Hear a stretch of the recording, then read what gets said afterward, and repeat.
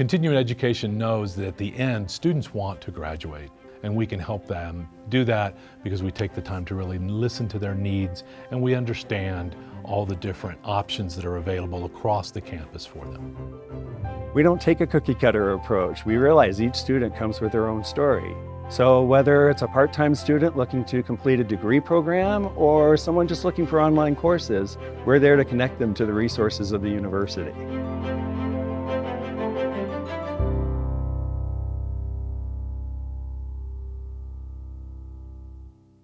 Hi and good afternoon, everyone. Today is Wednesday, April 10th, 2024. It is 3 p.m., it is 3:08 p.m., and this panel number is 18043, titled How I Built This, Immersive Experiences, Street Art, Drones, and Stages. Before we get started, the University of Colorado Boulder, Colorado's flagship university, honors and recognizes the many contributions of Indigenous peoples in our state.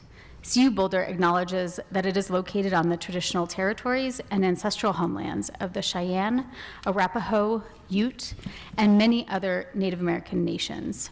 Their forced removal from these territories has caused devastating and lasting impacts. While the University of Colorado Boulder can never undo or rectify the devastation wrought on Indigenous peoples, we commit to improving and enhancing engagement with Indigenous peoples and issues locally and globally. We will do this by recognizing and amplifying the voices of Indigenous CU Boulder students, staff, and faculty and their work, educating, conducting research, supporting student success, and integrating Indigenous knowledge, consulting, engaging, and working collaboratively with tribal nations to enhance our ability and to provide access and culturally sensitive support and to recruit, retain, and graduate Native American students in a climate that is inclusive and respectful. Hi everyone, my name is Lauren Click. I'm with the City of Boulder, the Office of Arts and Culture in the Community Vitality Department. Our office oversees over $1 million of grants every year. We have a massive public art program, some of which you've seen if you've been around town.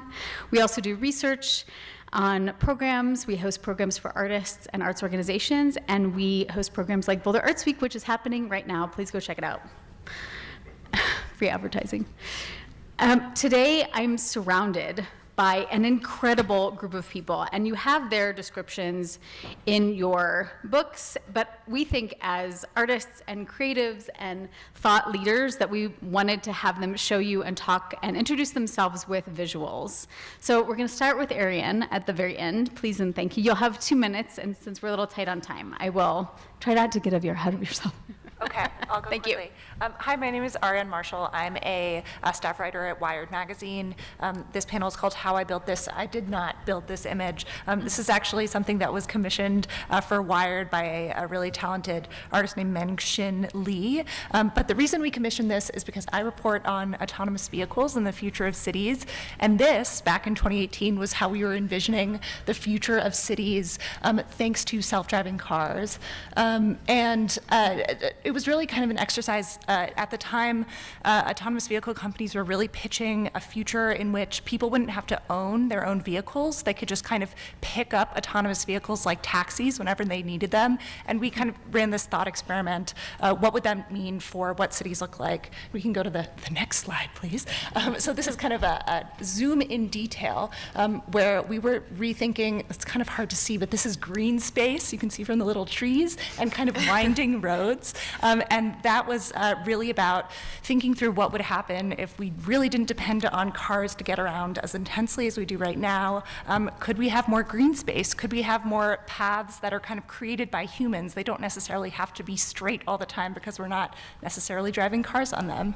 And I think we have next.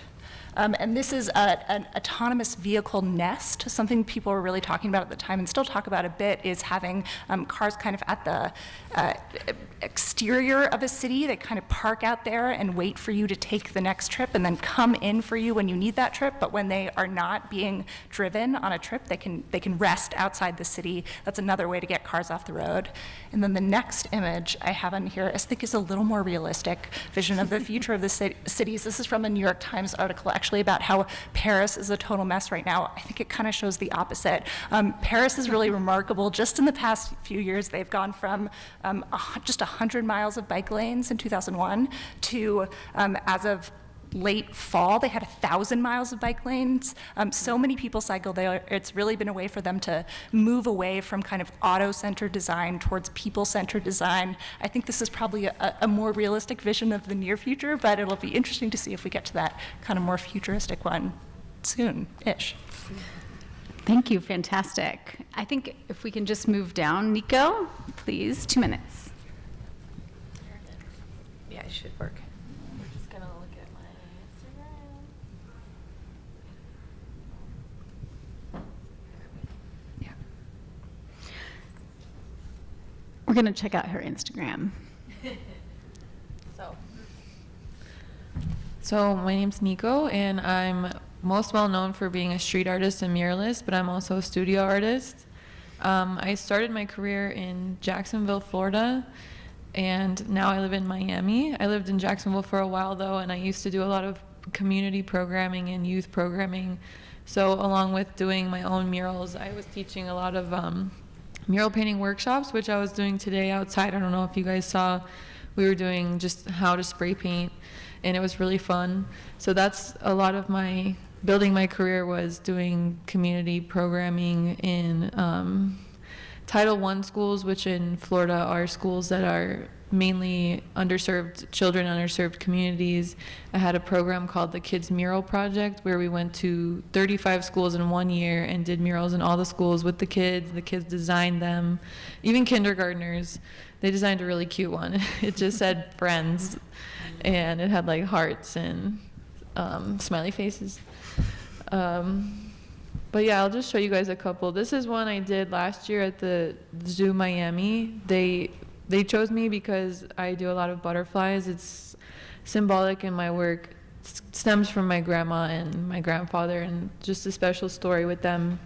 So they have this old World War II bunker on the property there at the zoo in an area called the Pine Rocklands, which does not have mosquitoes in Florida at all. In the middle of summer, no mosquitoes. It was amazing, amazing.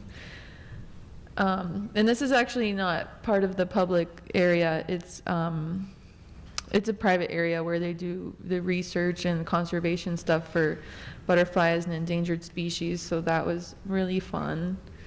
I've been doing a little bit more studio work lately. This I just did for the city of North Bay Village in Miami. It's a really cool walkway. I just did focus on local plant life. I do a lot of plants and animals, and I've been incorporating these digital elements to promote the concept of human or nature and technology working together in harmony. And I'll show this one too. This one's, oh wait, no, sorry, wrong. I'll just show you guys one more.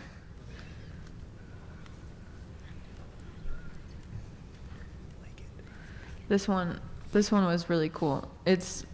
I got really into mushrooms a year and a half ago. Just not just psychedelic mushrooms, like mycelium and the networks, and that's where I got the inspiration for the nature technology and how we can be learning from nature technology to help our own human life.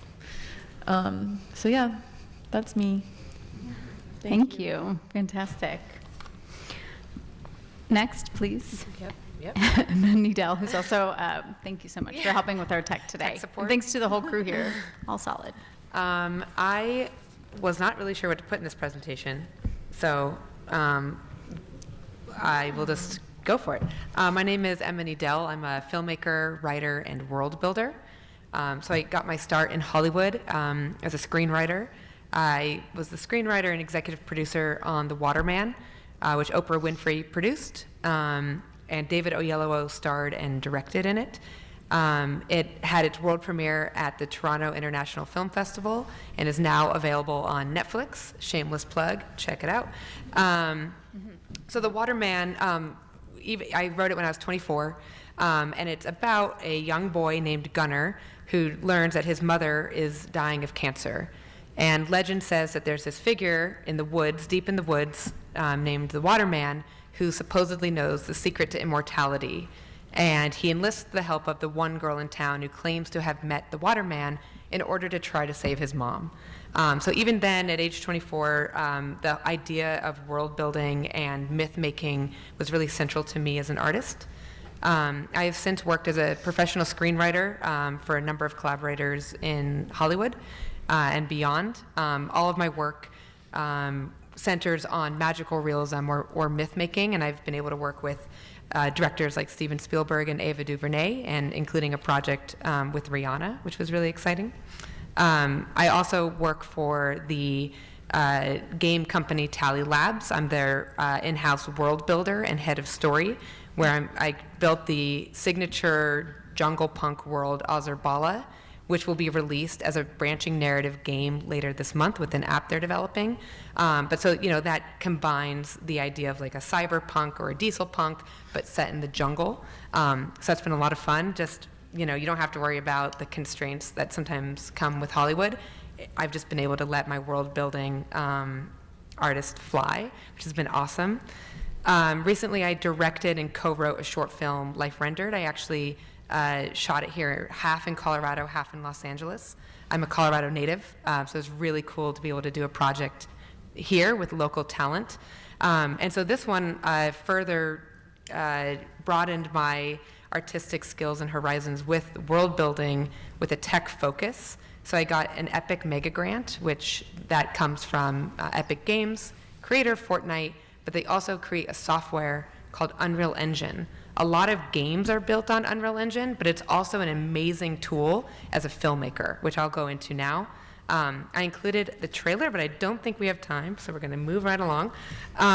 So this is a peek behind the curtain. These are literal screen grabs from Life Rendered. If we have time or interest, maybe we'll circle back so you have a bit more context of what this short film is about. But it is built using, again, half live action and then half virtual production. What you're seeing here is virtual production. For all of these sets, we built them in the game engine, Unreal Engine, and you can see here, you have your lighting setups, you have your sets. We're moving a little fast here, but there's camera setups too. You're literally building a set on a computer, and you can have a camera there and move that camera through the 3D space. It's amazing for a fraction of the cost, right? Oh, you don't like the wallpaper? It's a click of a button. Oh, you want a different lighting setup? You just drag. So in terms of production, it's mind-boggling. It's a game changer. And then this image on the top right, that's the matte painting that we built in Unreal Engine. And you can see, you can play around with different elements that you could add in. So as a filmmaker, as a world-building filmmaker, it was the time of my life. So here's another example. So this is actually a still or a scene from the film, and you can see again in the Unreal Engine version, this is what the virtual set looks like. So that main actor, that's all action that was created in motion capture. So it's animation that our lead actor, Owen Teague, another shameless plug, he's acting in motion capture in Planet of the Apes, the new one, check it out. He got a start in motion capture here, though. So he's piloting this character in a motion capture suit, but the way we see it on set, he's moving this character through our virtual set. It was amazing. This was also something that we did during COVID, and so a lot of this could happen via social distancing. It was amazing. I think that's about 2 minutes, so I'll end there. Yes. So that was how you did it. Thank you. All done. Thank you. Incredible. Next, Hunter Leggett, please, welcome. Yeah, thanks. I'm gonna just grab the laptop. Yeah. Oh, yeah. How do we do this without breaking? Everybody close your eyes. Give me your microphone. Yeah, thank you. Technology.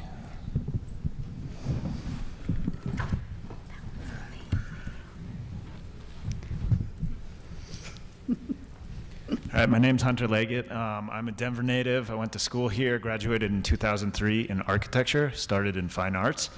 This is going to be a quick presentation, but I'm going to flip through a lot of slides, so don't get nausea. I'm talking about half of my career. I'm an architect, a production designer and large-scale artist, and a DJ. So I'm going to be talking about more of the immersive kind of my origins, how I built this. I've always had hobbies. Starting from a young age, I was building models, thinking, putting my head into, my hands, going to architecture school, creating stuff tangible, and also producing parties and producing experiences for others. And throughout all of it, taking leaps of faith. So these are some of my projects that I've done, from stages for Coachella, building it, Wild Cruise, doing it with all your friends. Year after year, we did about a decade of stages at Coachella.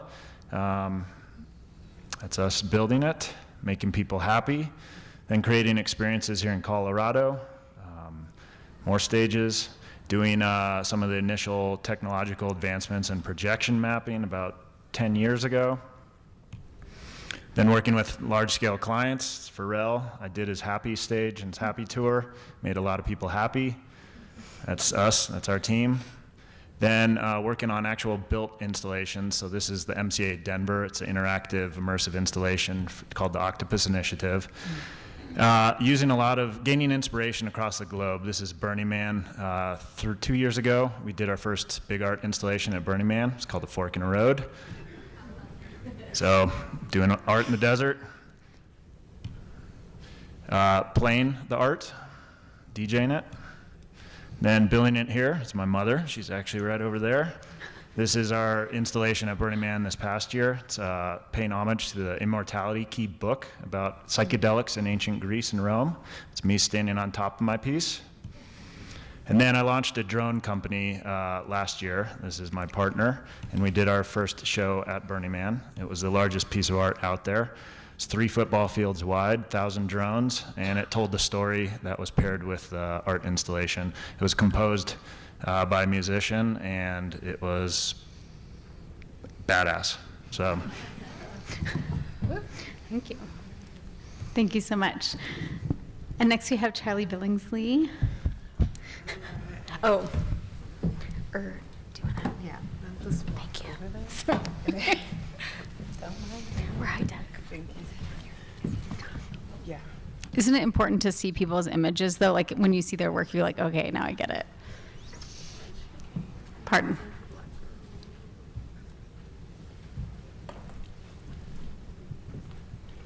Maybe check the spam.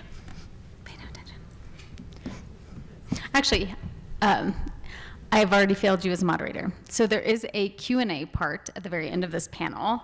We'll leave like 10 minutes. If anybody, we use a note card system. So if anybody has questions, just raise your hand, request a note card and a pencil. And one of the producers, if the producers can raise your hand, sorry. Thank you, Elijah. Please write legibly. If you're a student, please note that. And they'll bring it up to us. And I urge you to please make your questions brief and to the point. And if you know any of the panelists, feel free to ask nosy questions that we might not get at.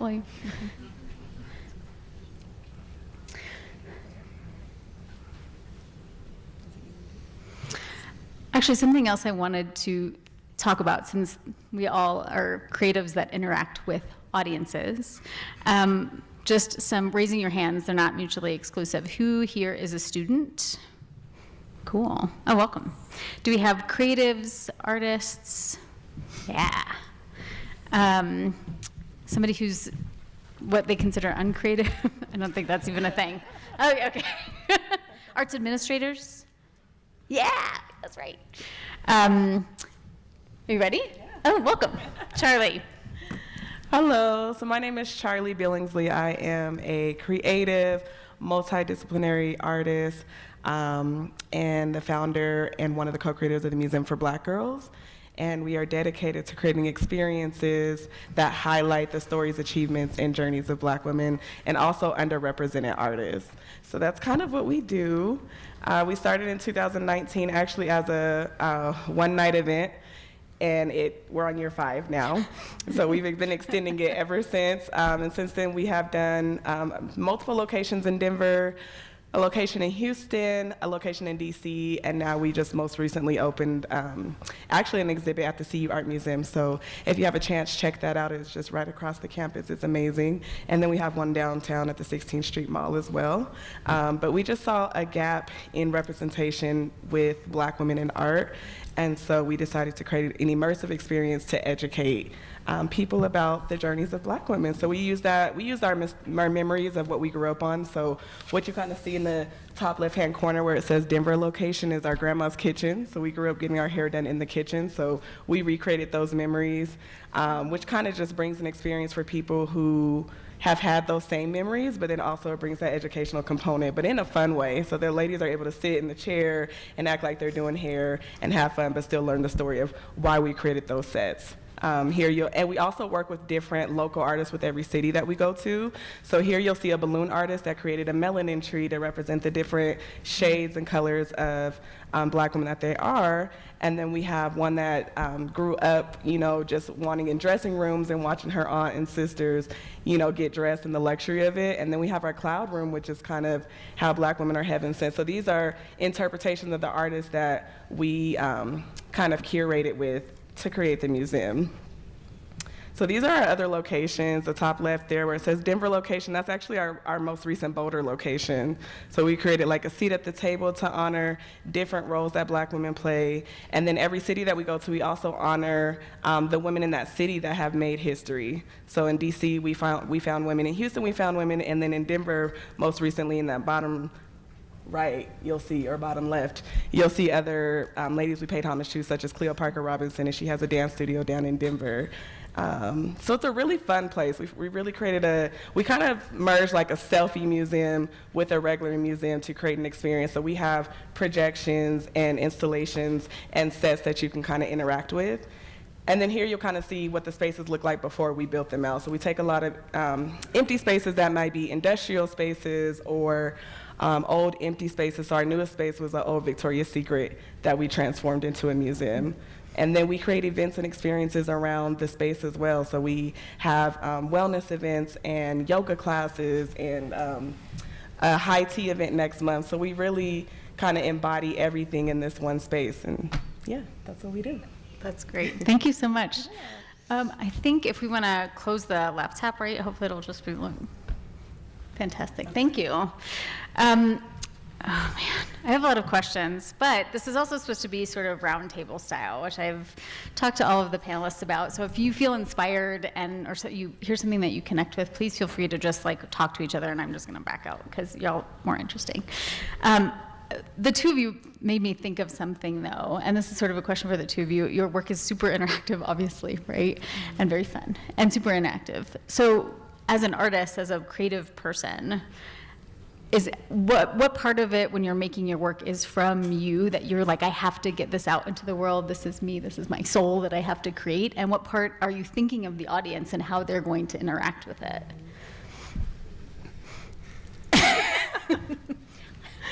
I'll say for me, creating the museum, I wanted to make sure we had a sensory aspect. And the reason why I did that was because I personally was in museums, and for one, didn't feel represented. For two, I was like, I can't touch anything or feel anything, and it's not that fun. We went to the Met, which is why I created the museum. We went to the Met back in 2018, and I was like, this museum is so big and it's so much.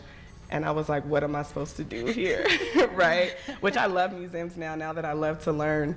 But that's why we wanted to create a different type of experience. People are really about experiences now. How can we connect with them, not just with words or with pictures? How can we connect with them like how you built, installations? So how can we connect differently with them? And that's where it comes in with how we connect with our audience. How do we get the message through to them, and how can they understand it and feel it? And I think after COVID, honestly pre-COVID, but after COVID, people are really about experiences now. And so how do we bring people together and community together by creating an experience? And so that's kind of where we come from. Yeah, I think I'll follow up on that. With immersive art, immersive experiences, I actually just got out of an immersive gaming talk right before this. It was really interesting because a lot of the metrics there were on sales and how many consumption that they create in their games, in their immersion. I create stories, and the stories are what engage the audience, either through a large piece of art, ephemeral stage, or a piece of architecture. And it's really through that you can draw on the experiential soul of the audience and let them interpret it. And some people don't get the art, don't get the experience. Some people misinterpret it, and that's okay, because that's part of the story. As a curator and a producer, I can only go so much. I know what I like. I know what I want to create. I'm an artist. And at the same time, I want the audience to take away what they will take away. And that feedback to me makes me a better artist if I can listen to that. And I think in talking about how we built this and immersive art, immersive experiences, it is the role of the designer and the producer to connect and listen to their audience. Oh, that makes me think of public art, Nico. As somebody who's making work that's out in the public and is inherently kind of immersive, right? What do you think about your colleagues over here and their like immersive experience, audience experience? It's amazing, and I want to do it too. So call me. I mean, it's incredible. I've always loved stage designs. I think the museum idea is so cool. I think you guys should do one in Miami, and I'll help you, and I'll introduce you to people. So let's do it. You saw that promise here. But when you're making your own work too, like what is that experience? Because if you're painting in a zoo or on a wall, Right. those are audience members that are going to be seeing it without you even there to see them interact with it, right? What's it like? Well, that makes me think of something. So every year during a music festival in Florida at the Spirit of Sewanee Music Park in Live Oak, it's a magical, beautiful place. There's a festival called Halloween, and a friend of mine curates a small part of it.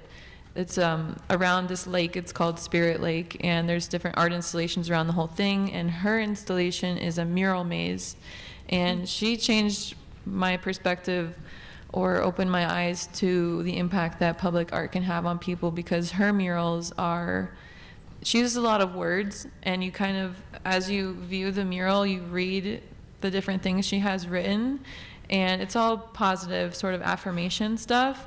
And once we finish the mural maze and we just, the festival begins, you can watch people go through the maze and see their reactions. And whenever they go to hers, you can see them transform who they are and their vibration, their energy, their smile, their face as they read her pieces. So Fantastic. yeah. Yeah. I do want to shift a little bit. And now I'm still stuck on the technology piece of it too, because a lot of you are working within advanced technology, right?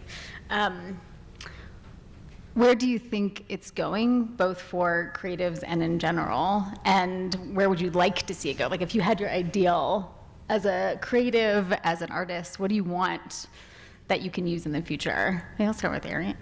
Yeah. So I think as a journalist, one of the big challenges we're facing is how can we get people to look at our work more often? There are so many things competing for attention these days. And then also, how do we make money off of it? It turns out is kind of important in the end to keeping things like Wired magazine going. And we're finding that I really kind of echoing what Hunter was saying about storytelling. I think I continue to believe that kind of the work of journalism, which is holding, I think, companies, government, other sorts of institutions to account, sometimes it's kind of making people eat their peas. It's something I think people think is important in the abstract, but aren't always necessarily able or willing to kind of pay the money to their local newspaper, or maybe they don't have a local newspaper anymore. So I think for us, really finding the right medium to tell those stories is a real challenge right now. We are really trying to do more TikToks these days. That is not something I will say that comes naturally to me as a writer. That means I have to get on camera sometimes, which is really horrifying. I have a ring light now, God help me. But we're really trying to find ways to take the stories we're writing and shift them into new media that people might be a little more interested in watching, or different people might be interested in consuming and watching right now. Yeah, totally. Emma?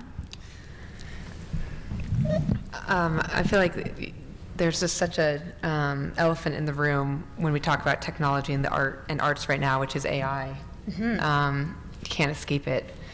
I think my experience with Unreal Engine and how amazing that technology was to kind of realizing my vision as a director for the film made me kind of this techno optimist, and then it all kind of got obliterated with AI. At one level, I use AI all the time. I'm actually doing a panel on AI art creation tomorrow. I use AI for pitch decks, and these pitch decks that I've created have gotten me jobs, real jobs in Hollywood at a time when it's really hard to get a job. So at one level, it's an amazing tool. At another level, the same kind of concern I have with big Hollywood, which is if you write an original screenplay and sell it to a studio, the studio owns it forever and can kick you off the project and do whatever they want. You lose ownership. And at the end of the day, the studios are the ones that profit most. They're also the ones taking on the risk. So I understand that. What's really alarming about the AI companies, they've taken all this data that's been harvested without artist consent and are kind of feeding it back to us. It's a tricky thing, right? Because at one level, it's an amazing tool. And I don't know how many of you saw Sora, the new AI video creation tool. I mean, it looks amazing. At one level, it made me so elated. I was like, I can't wait to get my hands on it. And then another level, I was like, I'm totally obsolete, and what am I going to do? So I think when it comes to technology, I'm no longer a techno-optimist at all. But that won't stop me from keeping my inner child alive who loves to create and who loves to tell stories. And I think at the end of the day, what Charlie was talking about going into a museum where you can play, that idea is so sacred, the inner child, and not losing sight of that. And so for me, AI has these tools have allowed me to come to visualize these worlds I want to build without having to go to Hollywood, kind of pleading, like take a risk on my idea. I can create it now, which is awesome. But I think for all the tools there are, you also have to come up with defenses, the shield. And the shield is authenticity and originality. As an artist, I am arming myself by trying to be my most original and authentic all the time. Hopefully it's when AI doesn't steal my work. I think I'll speak on this a little bit. This panel is on how I built this, immersive experiences, and I think as you're seeing, there's a lot of different diversity of artists and creators here. Most of my art is tactile art. It's physical art, and seeing the slides, you can see how I have been inspired and classically trained in architecture and construction, which translated over into production design and fabrication, and then that's evolved into technology and drone companies. It is industry to industry and art form to art form. I'm not nervous about AI. I'm actually embracing it. I incorporated it into my last productions at Burning Man as a tool. And one thing that I've gotten good at in my career is really doing well at building big things and very difficult, challenging, complex things. And AI and some of the tools that are already out there has gotten me excited to even push the envelope on that, and it's allowed me to design and create more efficiently. But my art is tactile. It requires people to engage with it physically, and I think there's always going to be a market and a higher value for analog and physical art. So I'm embracing it, but I do understand the danger in other creative art forms. Mm-hmm. Do you have any thoughts, Charlie? No. Okay. I'm good. It just makes me think of the importance of the role of the human in all of this, right? As I like to say just anecdotally that artists will die of exposure. Like you cannot pay your bills in exposure. Getting exposure does nothing. It could be a side help, but I will put you on my Instagram. I don't care. You need to pay your artists. And the city of Boulder believes that, and I believe that as a human. Because of this, like, without the people driving behind the AI and behind the designs and the bigger picture, I think we have nothing without our creatives, our humans, which makes me think of something else. I'm curious too about how all of you have talked kind of about these big breaks. You're like later in your careers, and I think if we're talking about how you build it, how did you get into this? Like, how do you recommend that somebody who's thinking about this work, like, get into it? What do you, collaborations or inspirations? I mean, you said, Charlie, you're like, oh, I started for a day and it's 5 years. Like, that is, in the art community, that's freaking amazing, right? Like, what was that break for you? I think it was just getting started, just putting it out there. Because what really happened was I put a secret event on Facebook, left it alone for like a month, went back and checked it, and it was like 1,300 people interested, and it fueled me to do it. Like, okay, we have to do this now. Like, I was scared, and I was like, I don't know how we're gonna do it, but we'll figure it out. And I wrote a blueprint on a piece of poster board, and so that's the cool. I love telling that story because I love to tell people to just get started with what you have and where you are. And then my partner over here just came in like, what are you doing and what can I do? And we just figured out how to put everything together. I literally went to my grandmother's house and was like, hey, can I please borrow this salon chair and these hair dryers to have this space? And I asked my friend, like, can I use your boutique? Like, use your resources. Don't be afraid to look like you're just starting. And so I really think you just have to go with it, and then you'll realize, oh, that's your purpose. Because I didn't know that was what my purpose was. I was like, I'm gonna do this, it's fun, and I'm on to the next thing because I'm a creative and I always want to do all these different things. And so I think that's the bigger thing is really, what are you really interested in? What are you really passionate about? And how can you feel that to help other people or to tell other people's stories or to provide an experience and just a space? And yes, use collaboration. Because I'm only one Black girl, so I can't tell everybody's stories, but we do have people that come in and we hear them and we hear what they want and we hear their stories, and we're able to keep creating and elevating and collaborating to make sure that we're reaching everyone that we can reach. So, yeah. Like scrappy nitty gritty. Yeah. How about Erin is a journalist?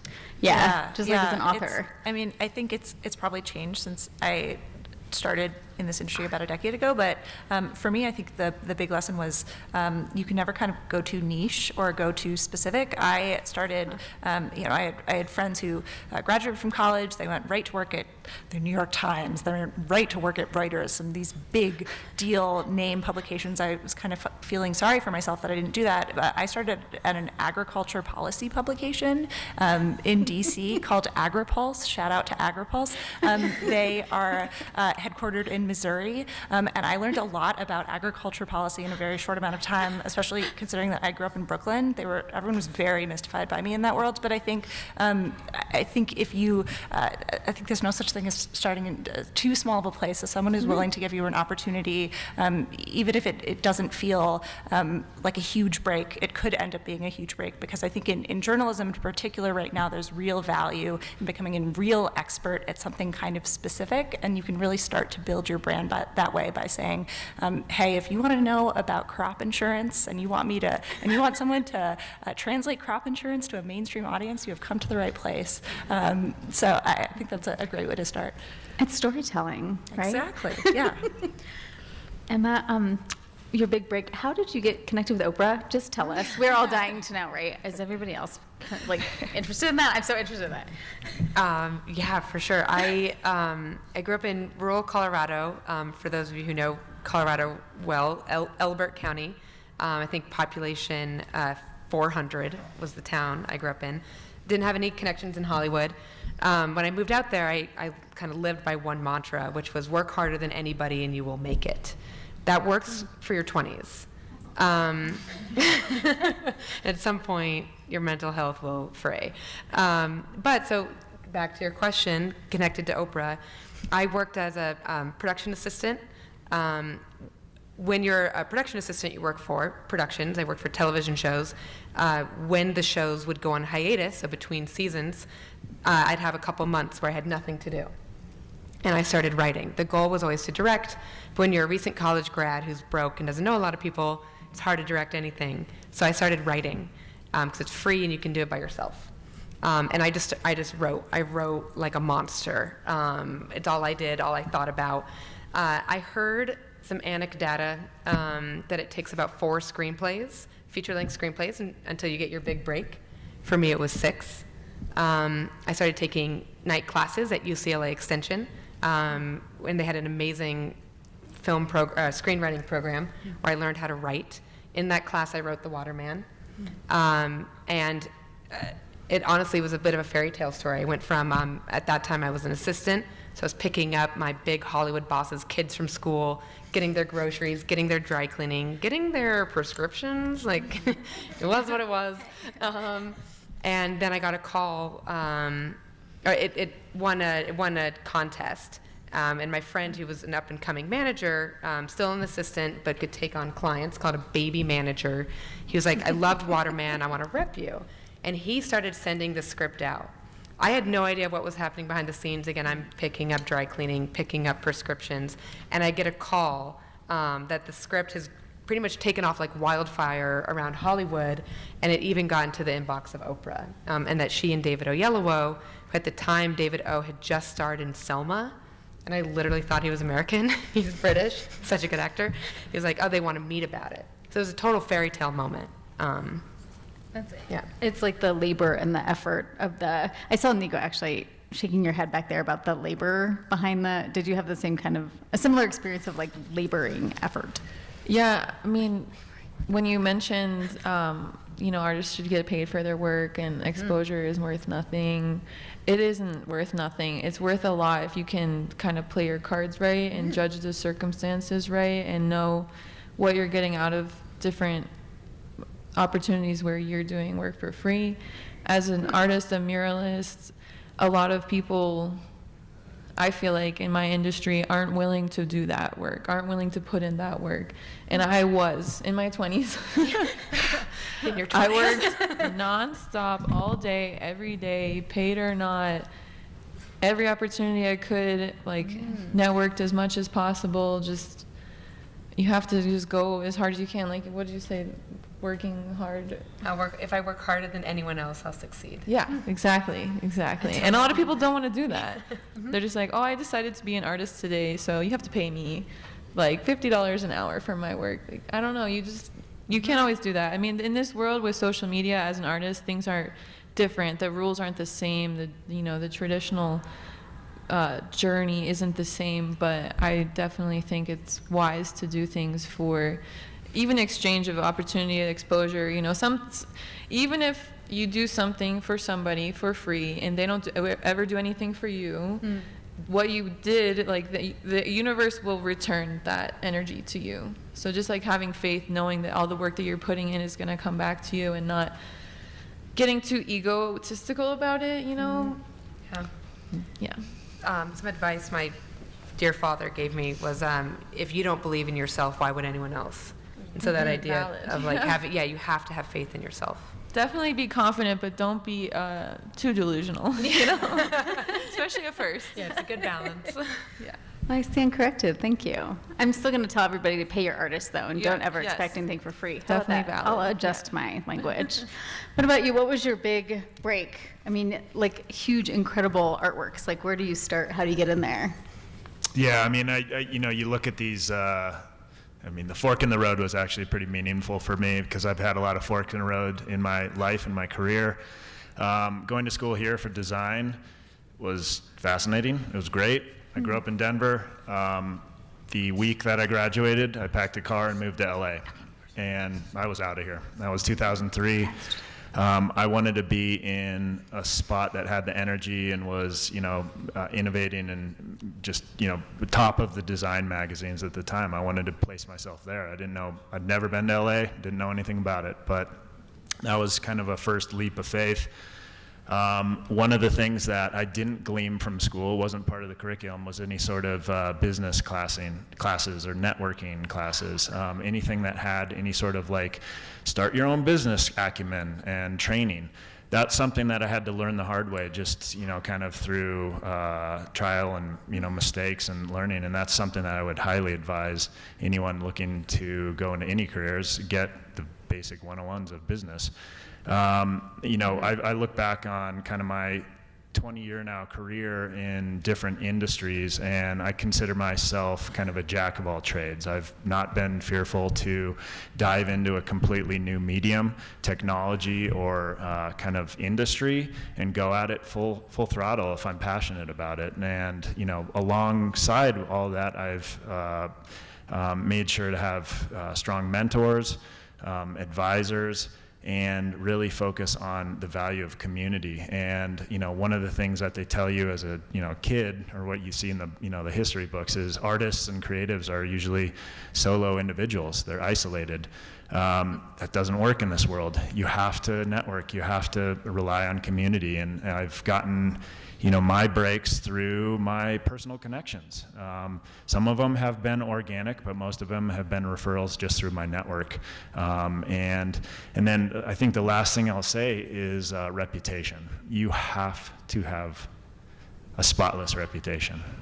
And that's something that I've held a lot of pride in. I've taken a lot of pride, and I've made sure to maintain a great reputation. Everything I do, even if it's a terrible, terrible project or outcome, my reputation has to stand clean, and I will not fight a dirty fight if I can avoid it. So that's what's kind of carried me through all of the interesting challenges and twists in my career. Yeah, fantastic. That's one I honestly have not heard before. You can be a panelist anytime. Your panelist reputation is really solid. I have a few questions, and that one actually is related to, you just answered it, thank you. From our students, what advice do you have for students studying in your respective disciplines? Or if you're studying, what do you recommend that they study, which is business background, right, financial oh my God. Do you all agree with that? Because I wish to, myself included.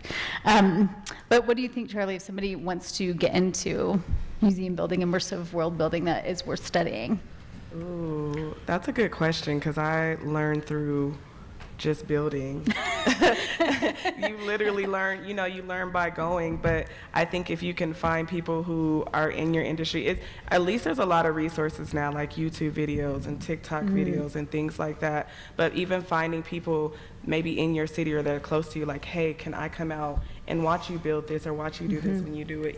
Really reaching out to people that are maybe in your industry, especially in the arts world. I really feel like we are really about community. And so if you just reach out and ask, we'll be like, hey, absolutely come. I know where I started, and I know that I had absolutely no idea what I was doing. And so anyone that wants to come learn and come see and gain that knowledge, we're really open to it. So I think that's what I would say. Definitely taking the business classes, because as a creative, all you think of is being the visionary and being the creative. And then once everything goes off, it's like, oh shoot, what's going on, what's happening, And so definitely learn that the hard way. And so I definitely, if it's something that you really want to do, make sure you get your systems in order. I'm really learning about systems. So getting your systems in order and really just reaching out, because someone will say yes. Yeah, totally. Yeah, it's tax season, by the way. I just, what do you think? If you're going to be studying, what do you recommend? I didn't take a single screenwriting class in college. I think that if you do the work in college, it's definitely worth it. I was definitely the sort of college student that I skated by to get skated by. I got really good grades, but I did the least amount of work possible because I wanted to go party and make films, frankly. So if you're in college and you're taking those screenwriting classes, you have to do the work, because if you don't do it then, it will catch up to you eventually. If you want to be a writer, you have to write. If you want to be a director, you have to direct. This is a saying in Hollywood, but it's absolutely true. You have to do the job you want to do long before you're paid to do it. One of the things that's awesome about being in a university, there are resources. There's probably a digital media center. There's probably a film program. Access to cameras and editing software, that can get so expensive when you're out on your own. Use it now. Abuse it. Take it to the limit. You're paying for it, so use it. Thank you. You go. I think one thing that we haven't said yet is just you have to regularly check in with yourself about what you're passionate about and what you really want to do and what really makes you happy. We obviously have to think about how we can make money, but if you have faith and you work hard and you follow your heart, you will get there eventually. So, yeah, that's my contribution. You're so inspiring. I love it. Thank you. We all need to hear that kind of stuff too. Like, Erin? I think my big advice for students who are interested in journalism is actually maybe don't major in journalism. I found that so many of the really impressive writers, I majored in religion. That meant that I spent a lot of time in churches, kind of observing and talking to people about how they practiced. And it turns out that is journalism. It just kind of, I wasn't calling that it was ethnography. But I think for journalism, just having a real natural-born curiosity, studying something that makes you write a lot, and in a kind of structured, logical way, really learning how to write. I think it's not necessary to learn in to be in journalism from the beginning, from college, and actually see some of the best journalists I know are folks who actually didn't work in journalism to begin with. They went and worked at a bank. They went and worked at a tech company, and they emerged really understanding how tech companies work, or really understanding how banks work, and that made them really good reporters on their topic, on those topics. So I think you don't necessarily need to start early right now is the good news. You can kind of change your mind and become a journalist a little later in life. Mm-hmm. I have another student question. Thank you. These are so great. What is a moment of excellence you've had in your life? Excellence. Think about excellence. You've had in your life involving your art form. Like your peak. And I like this because I was always trying to think of like how artists get to that aha moment, right? When you had that like, oh yeah, that's it, aha moment. Does anybody want to start? I'll start on all that. right. Yeah, I think a big moment in my life transitioning, the last recession, it was my leap from architecture. Real estate was down, no one was hiring, but I was in Hollywood, and art and music festivals, production industry it was going crazy. So I made a leap into production design, started doing stages and large immersive art and experiences, and that was the first time that the impact of my creative output not only affected 4 or 5 people from a custom house that I'd spent 5 years designing and building and losing a lot of sleep and relationships and so on and so forth, but I could design something, I could build it with 50 of my best friends, and I could impact 50 to 100,000 people in 2 days. And that was kind of the aha moment for me of not a full abandonment of architecture, but this bifurcation and a complementary approach of matching the permanent with the ephemeral and seeing the different levels of impact. And something I'm really passionate about right now, and what I'm really pursuing, is how can we impact public and civic spaces in our towns, in our cities, in our communities, and improve the quality of living, the quality of life, and the quality of our environment by art and creativity. And immersive experiences are, I think, one of the drivers of that. And the challenge right now is the funding and getting the correct stakeholders. And this is definitely probably a whole different discussion, but working with cities and seeing how we can pull from merge the public sector and the private sector to invest in creativity and invest in the environment around us. And I think that falls on every single art form that I think we collectively represent. Now more than ever, we need this for us, for this audience, and for the next generations. We need stuff that we can feel, we can have emotions with, we can connect with, we can be influenced and inspired by the stories and the experiences we have. We're not getting it on this. And I see a gentleman back there who I just went to the panel with gaming and kind of the AR and VR. That's an aspect of it. That is immersion. And we need to celebrate that and bring it up more as a valuable piece of culture and what we should be promoting. Mm-hmm. Charlie? I want to go, but Oh, okay, we'll come back. Do you need some water or something? Your moment of excellence. My moment of excellence. Just quickly, yeah. Casual. Yeah, I was thinking about that. I feel like I talked a lot about the kind of moments of excellence. So I think I'm going to actually go, like, instead of talking really big, I'm going to talk a little bit smaller.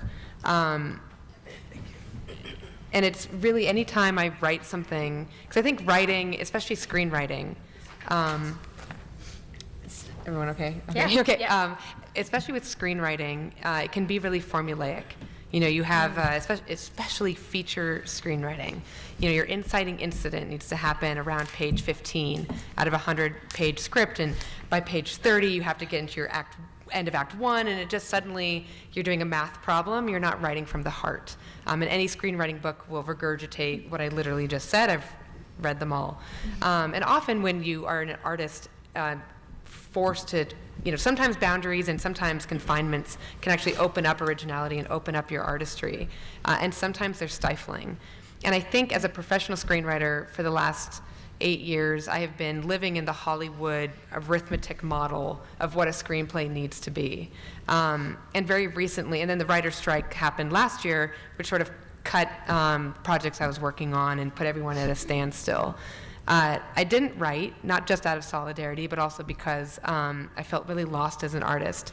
And so a moment of excellence I want to talk about is actually coming out of that dark period and writing something for the first time, working on it right now, that has me choking up as I'm writing it, that has me excited to get to my computer every day, that has every second I am pouring into this project, I feel it in my heart. It's a story that makes me feel, and it's this light bulb moment of excellence, we'll say, but also of inner excellence, of this is why I write. I write to feel alive.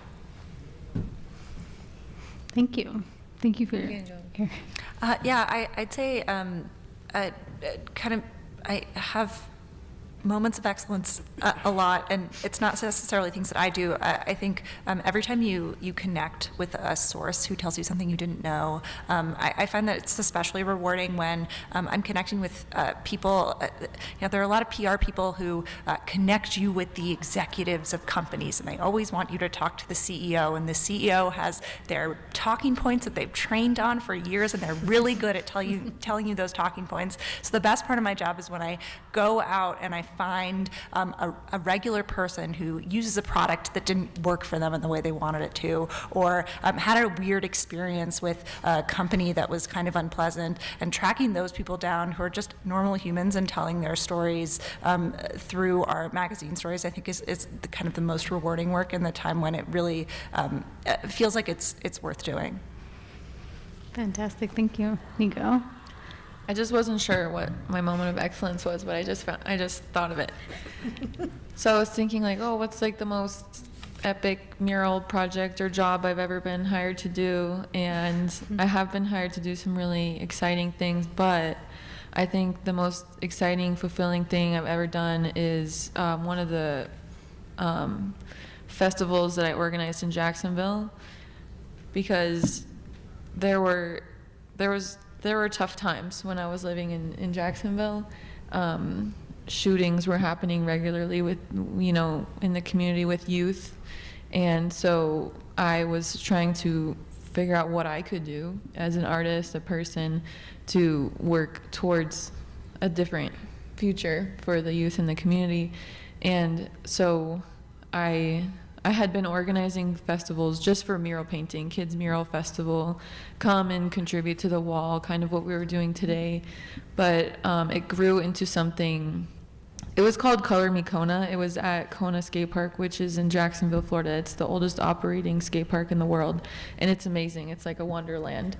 But we had like over 100 young artists from all over the city that participated, muralists, singers, poets, rappers. We had a whole fashion show, and it was really people from all over the city, youth from all over all the different communities that came together, and just we created a community of artists where young people could pursue, you know, have the support to pursue a path in life in a creative direction as opposed to other less positive directions they might be able to go in. So I think that was that was a moment of excellence for me, being able to use my platform and my community to produce this huge event with all these young people and create an active community that could grow and develop. And we won an award actually for it that year, so. That's right. Good. Thank you. Charlie. Okay, I think I'm ready now. Aha or moment of excellence. A couple of things. I think, so my beautiful aunt here, I think the aha moment or moment of excellence was when I told her I was doing this museum. And I was just like, I'm just doing this thing. And she was like, no, this is bigger than us. And she got to see the first people who walked through the door, the very first museum, and see their faces. And so I think that's one of the moments for the museum that was like a moment of excellence and aha. But for me, as an artist, I think a lot of times it's hard to see what you're doing when you're in it and hard to trust what you're doing. And so my finally aha moment was actually us opening the exhibit here at CU Boulder. It was actually a moment where I'm super proud of. Every time we go in there, I don't even feel like I'm the curator or one of the creators of it. I go in like as a guest, and we even went in today, and I'm like, oh, I could stay in here forever. This is so cool. Yeah. And so it took, and I think that's a test of patience, because it took me 5 years to finally trust, like, oh, I am a curator, this is what I do, and I'm very happy and proud of it. There was one moment where we were on our very last day of the CU Boulder, and the guys that were working with us, they were like, you guys can't do anything else, touch anything else, we're done. And me being me, I sat there while everyone was packing up to leave, and I saw something I did not like, and I was like, no. I was like, we're tearing it all down now, and everyone's like, really? And I was like, yes, and I'm happy about it. I trusted myself as a curator that I knew what it felt like and what it needed to feel like, and I knew that I hadn't got there yet. And so that was my aha moment of excellence, finally being like, hey, this isn't right. I trust myself. I trust what I'm doing, and this looks great. And something to walk in all the time. We don't get to see it often, but when we walk in, I'm like, this is amazing. And to be able to say that as an artist and creator, because you don't always see your art when you're just like, oh, I did this, I don't know. And this time I'm like, no, it's beautiful. And then to be able to, one bigger thing for the museum is that what we say is that what comes from the heart goes to the heart. So we're actually a museum of inspiration and love, and that's what we kind of bring in. And so I think that's the aha, seeing these ladies and seeing people come in that are like, oh my gosh, I needed this. This is amazing. And not knowing when we first opened those doors, that's what was needed for the people. Just wanted to pay honor and homage to, where we come from. And then seeing all these people travel from all over the world, like, I have to be here. I have to just embrace this space. And so the space itself, they don't care to see. It's them being in it and feeling that someone cared about them and saw them. So I think there's I'll just say one more thing. I think there's, as immersive creators, artists, if you can connect and draw an emotion out of your audience, that's the most rewarding thing ever. That's what keeps you doing it. And you talked about, checking in on your passions, and passions come and go. And, I have gone all over the place, and I continuously check in on my passions. And I think that's part of the beauty of being a creative. There isn't a prescriptive path.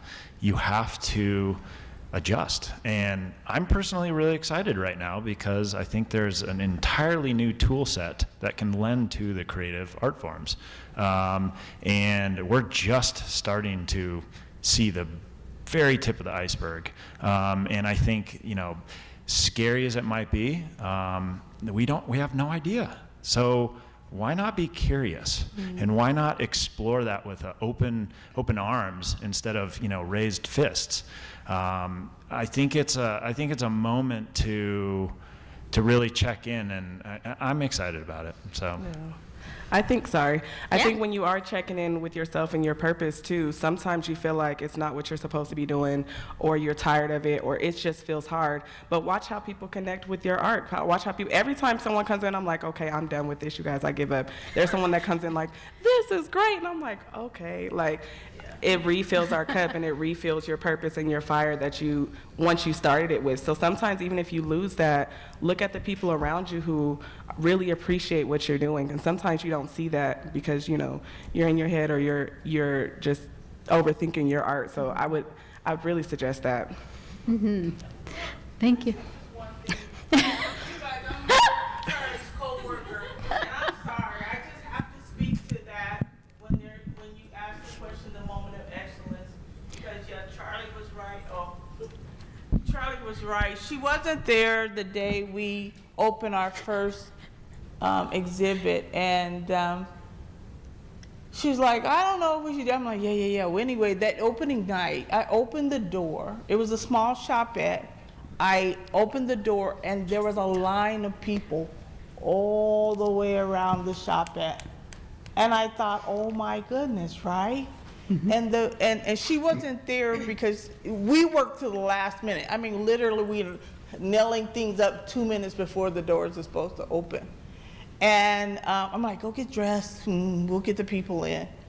And to see the reaction of the people from what you create, how it moves them, how it touches them. And that's what art should do in all art forms. And I don't care what medium it is. I don't care if it's music, dance, literature, doesn't matter. When it touches a heart and you see that heart be lifted because of what you created, if you did it with love and intention, then that's what it's going to do. And there's somebody out there who needs that. I think that's an interesting point that you bring up, because as artists, you can see that everything starting to fracture with the Instagrams, the social medias, attention spans, creatives saying, I don't have a career anymore because of AI. Well, if you can influence someone, one person that way, it may inspire them to actually gain the courage to pursue something that's creative. And, that's beauty, that's impact. And hopefully, yes, this is a true open forum. Hopefully this has been inspiring for all of you. I'm so sorry. I could listen to all of you talk and look at your work. I cannot wait to see what you're all up to in the future. Please, everybody out there, follow them on social media and go to see their work here at CU and all kinds of different places on Netflix. Follow them. Thank you all for coming. I hope you have a wonderful afternoon, and we'll see you at other panels for CWA.